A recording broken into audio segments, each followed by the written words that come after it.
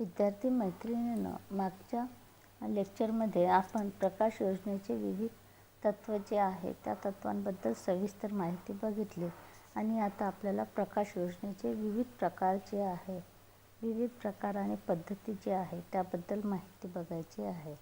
साधारणपणे आपण पाहतो की घराचे बांधकाम करत असताना प्रकाश योजना हा जो महत्त्वाचा पैलू आहे तो आपण लक्षात घेणे आवश्यक आहे, कारण प्रकाशाशिवाय घर चांगले दिसत नाही.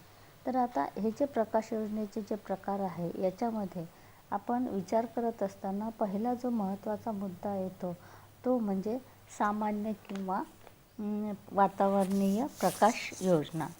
त्यानंतर सामान्य प्रकाश योजना आहे, कार्यासाठी लागणारी प्रकाश योजना. तिसरा मुद्दा आहे सजावटीसाठी प्रकाश योजना आणि जे प्रकाश योजनेच्या पद्धती आहे त्याबद्दल आपण सविस्तर माहिती बघणारच आहोत.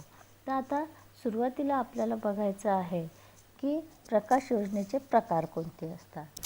तर आता हे जे प्रकाश योजनेचे प्रकार आहे, सामान्य प्रकाश योजना, कार्यासाठी लागणारी प्रकाश योजना आणि सजावटीसाठी प्रकाश योजना. आता याच्यामधले पहिली जी प्रकाश योजना जी आहे, या प्रकाश योजनेचा विचार करत असताना आपण सर्वसाधारणपणे जी सामान्य प्रकाश योजना जी आहे याचा विचार करत असताना आपण पाहतो की जो सूर्यप्रकाश असतो हा सूर्यप्रकाश दिवसाच्या वेळेस असतो आणि या सूर्यप्रकाशामध्ये आपण पाहतो की जी सामान्य प्रकाश योजना आहे ही म्हणजे सूर्यप्रकाशामध्ये जसं सगळं काही दिसतं तसं याच्यामध्ये सुद्धा दिसते आणि ही जी प्रकाश योजना आहे जी संपूर्ण खोलीला सारख्या रीतीने प्रकाश देते, समान रीतीने किंवा सर्वत्र सारखा प्रकाश जो आहे हा सामान्य प्रकाश योजनेमध्ये पडत असतो. आता या प्रकाश योजनेमुळे काय होतं की सुखदायक असा प्रकाश निर्माण होतो की ज्यामुळे घरातील जे लोक आहे या लोकांना घरामध्ये काम करणे आणि फिरणे याच्यासाठी सुरक्षितता जी आहे ती सुरक्षितता निर्माण होते. त्यानंतर एखाद्या व्यक्तीला काम करायचं असेल तर या सामान्य प्रकाश योजनेत ते ताबडतोब काम करते किंवा आपण पाहतो की एखाद्या वस्तूवर प्रत्यक्ष प्रकाश पडतो किंवा अप्रत्यक्ष प्रकाश पडतो किंवा जेव्हा पृष्ठभागावरून सहसा छतावरती काही प्रकाश परावर्तित होतो तर सामान्य प्रकाश योजनेला वातावरणातील प्रकाश योजना असे देखील म्हटले जाते. म्हणजे सामान्य प्रकाश योजनेचे जे कार्य आहे ते सूर्यप्रकाशासारखंच असलेलं आपल्याला दिसून येते. किंबहुना आपल्याला असं म्हणता येईल की सूर्यप्रकाशासारखीच ही सामान्य प्रकाश योजना जी आहे ही सामान्य प्रकाश योजना असते. त्याच्यानंतर दुसरा आहे कार्यासाठी लागणारी प्रकाश योजना. याच्यामध्ये टास्क लाइटिंगचा वापर जो आहे हा विशिष्ट क्षेत्रासाठी किंवा विशिष्ट कार्यासाठी केला जातो. सामान्य प्रकाश योजना जी आहे ही प्रकाश योजना वापरली जाते आणि दुसरं जे आहे टास्क लाइटिंग किंवा विशिष्ट प्रकाश योजना ही अधिक आनंददायक अशी प्रकाश योजना येते किंवा आपण पाहतो की ही जी प्रकाश योजना आहे या प्रकाश योजनेमध्ये प्रखर प्रकाश जो आहे हा प्रकाश म्हणजे टाळला जातो किंवा या प्रकाशामध्ये जे त्रासदायक वाटतात म्हणजे सावली वगैरे पडणं आहे तर सावल्या ज्या आहेत त्या याच्यामध्ये पडत नाही आणि त्यामुळे काय होतं की आपली जी दृष्टी आहे ती दृष्टी सुखदायक होते किंवा डोळ्यावरील जो ताण आहे तो ताण कमी होतो आणि साहजिकच जे उत्पादन आहे ते उत्पादन वाढण्यास मदत होते. आता आरामदायकता वाढवण्यासाठी सुद्धा या प्रकाश योजनेचा मदत होते. यालाच आपण दिशात्मक किंवा स्थानिक किंवा विशिष्ट म्हणजे स्थानिक विशिष्ट किंवा दिशात्मक प्रकाश योजना असेही म्हटलं जाते. आता अशा याचे उदाहरण आपल्याला घरातील उदाहरण देता येईल. त्याच्यामध्ये टेबल किंवा डेस्कवरील दिवे, त्यानंतर आपण पाहतो ड्रेसिंग टेबलावरचे दिवे असतात. ही जी उदाहरणे आहे ही साधारणपणे सामान्यपणे आढळणारी प्रकाश योजना जी आहे याची उदाहरणे आहे. म्हणजे कार्यासाठी लागणारी प्रकाश योजना याच्यामध्ये काय होतं की ज्या ठिकाणी काम करायचं असतं नेमकं त्याच ठिकाणी प्रकाश योजना किंवा बल्ब जे आहे, लाईट जे आहे हे लावलेले असतात. तर याचं उदाहरण म्हणजे टेबल किंवा डेस्कवरचे दिवे किंवा ड्रेसिंग टेबलवरती जेव्हा आपण मेकअप करतो तो त्या ठिकाणी लावण्यात येणारे दिवे जी आहे, ही सर्वसाधारण उदाहरणं जी आहे ही कार्यासाठी लागणारी प्रकाश योजना याच्यासाठी देण्यात येते. त्याच्यानंतर तिसरं जे आहे ते म्हणजे सजावटीसाठी प्रकाश योजना.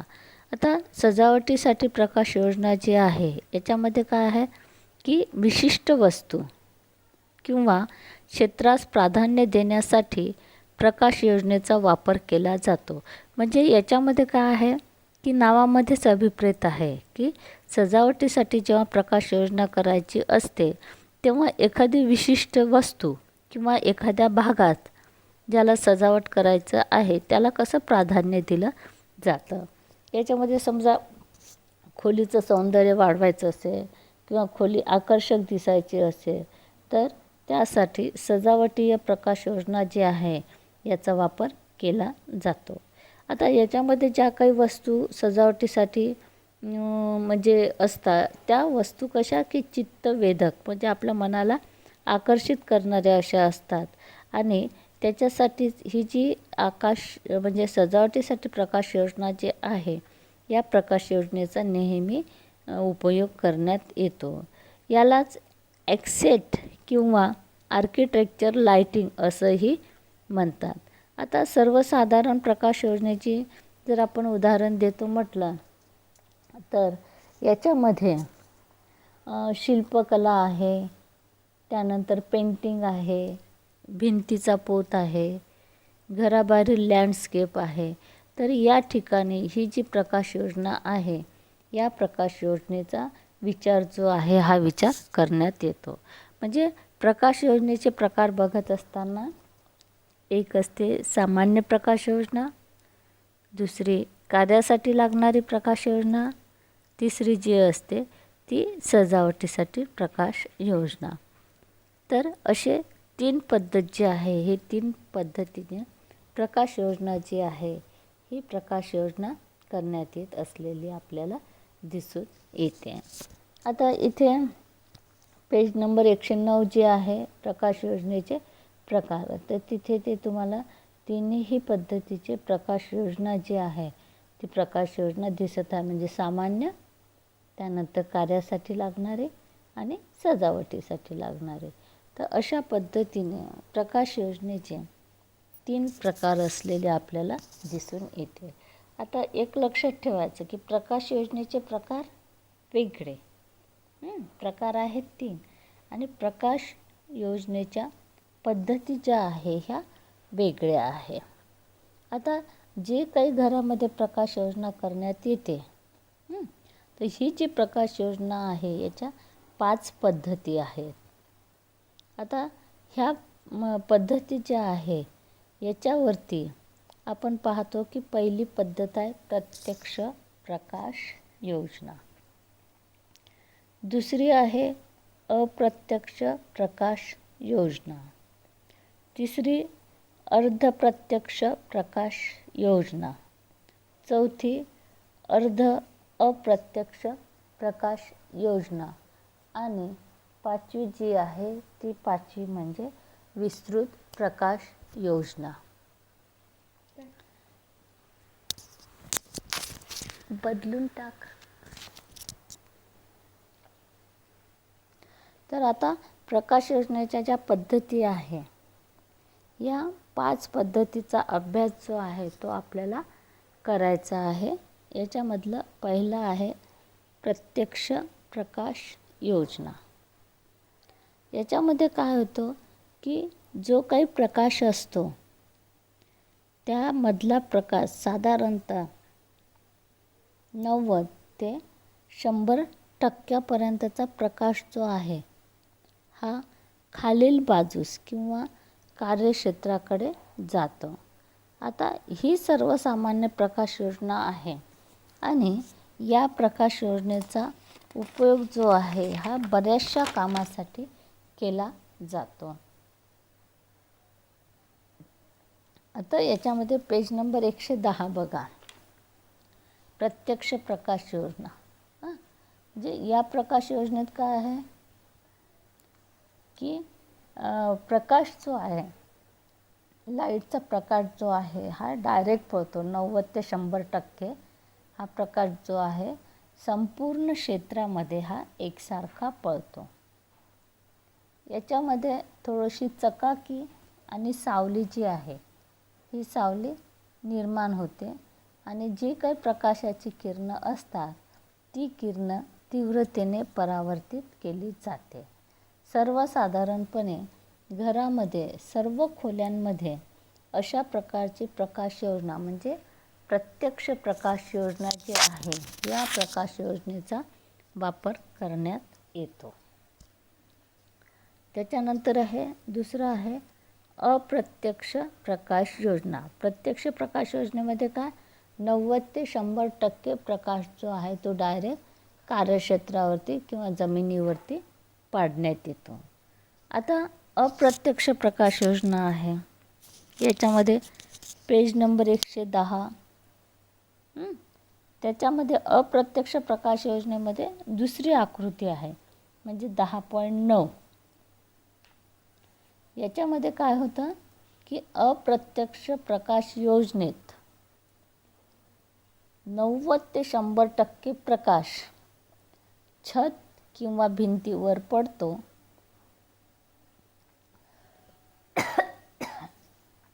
आणि तो तेथून परावर्तित होऊन नंतर ज्या ठिकाणी आवश्यक आहे तेथे म्हणजे वस्तू किंवा कार्यक्षेत्रावर पडतो. आता या आकृतीमध्ये बघा तुम्ही, पहिल्या आकृतीमध्ये डायरेक्ट प्रकाश येत होता.